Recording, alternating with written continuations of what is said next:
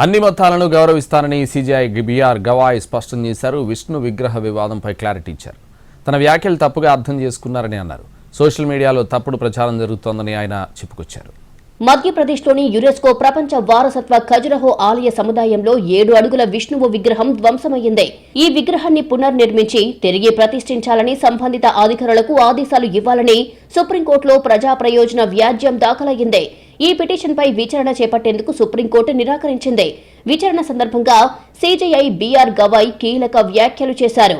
ఇది ప్రజా ప్రయోజన వ్యాజ్యం కాదు, పబ్లిసిటీ ప్రయోజన వ్యాజ్యమని అసహనం వ్యక్తం చేశారాయన.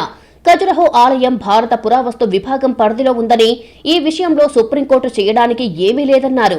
విగ్రహ పునర్నిర్మాణంపై ఏఎస్ఐని సంప్రదించాలని సూచించారు. లేదంటే మీరెలాగూ విష్ణుమూర్తికి పరమ భక్తుడిని అని చెబుతున్నారు కదా, వెళ్లి ఆయననే వేడుకోండి. శైవత్వానికి మీరు వ్యతిరేకులు కాకపోతే అదే ఖజురహో ఆలయంలో అతిపెద్ద శివలింగం ఉంది, అక్కడ కూడా మీరు దేవుణ్ణి విన్నవించుకోవచ్చని పిటిషనర్ను ఉద్దేశిస్తూ సీజీఐ గవాయ్ వ్యాఖ్యానించారు. వెళ్లి దేవుడినే అడుక్కోండి అంటూ సీజీఐ గవాయ్ చేసిన వ్యాఖ్యలపై సోషల్ మీడియాలో తీవ్ర విమర్శలు వచ్చాయి.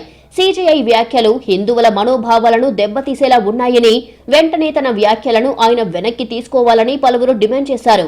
సోషల్ మీడియాలో దుమారం చెలరేగడంతో సీజీఐ గవాయ్ విష్ణువు విగ్రహ వివాదంపై చేసిన వ్యాఖ్యలపై వివరణ ఇచ్చారు. తన వ్యాఖ్యలను తప్పుగా అర్థం చేసుకున్నారని, తాను అన్ని మతాలను గౌరవిస్తారని ఆయన స్పష్టం చేశారు. తన కామెంట్స్ పై సోషల్ మీడియాలో తప్పుడు ప్రచారం జరుగుతోందని అన్నారు.